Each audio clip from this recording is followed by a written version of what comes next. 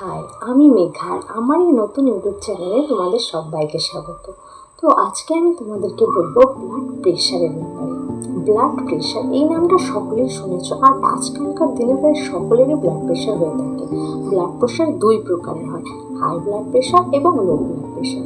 কিন্তু blood pressure actually কাকে বলে এবং কিভাবে হাই ব্লাড প্রেশার হয়, লো ব্লাড প্রেশার হয়, এই সব কিছু আমি তোমাদেরকে এই ভিডিওর মাধ্যমে ক্লিয়ার করব। তো স্কিপ না করে পুরো ভিডিওটি অবশ্যই দেখো। তো প্রথমেই বলি ব্লাড প্রেশার কাকে বলে। ব্লাড প্রেশার যখন আমাদের ব্লাড ফ্লো করে সেই ভেসেলের মাধ্যমে, যে ভেসেলের মাধ্যমে আমাদের ব্লাড যায়, তখন যখন সেই ব্লাড ফ্লো সময় হাই প্রেশার ক্রিয়েট করে ব্লাড ভেসেলে, তখন তাকে বলে হাই ব্লাড প্রেশার। এবং ফ্লোয়ের সময় যখন লো প্রেশার ক্রিয়েট করে তখন তাকে বলে লো ব্লাড প্রেশার।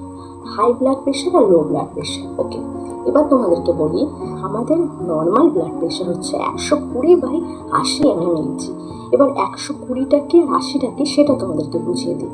120 হচ্ছে সিস্টোলিক প্রেশার, যখন আমাদের ব্লাড সর্বোচ্চ প্রেশার ক্রিয়েট করে তাকে বলে সিস্টোলিক প্রেশার। আর 80টা হচ্ছে ডায়াস্টোলিক প্রেশার, যখন আমাদের ব্লাড সর্বনিম্ন প্রেশার ক্রিয়েট করে তখন তাকে বলে ডায়াস্টোলিক প্রেশার। এবার আমাদের ব্লাড প্রেশার 120/80 mmHg মানে systolic pressure by diastolic pressure. Okay, এবার তোমাদেরকে বলি হাই ব্লাড প্রেশার হলে তোমরা কি কি করবে আর কি কি করবে না।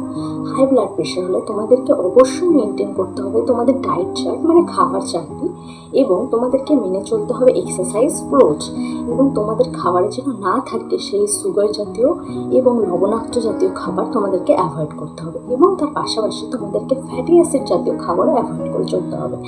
এবার যাদের হাই ব্লাড প্রেশার তাদেরকে অবশ্যই কার্ডিওলজিস্টের সাথে যোগাযোগ করা দরকার।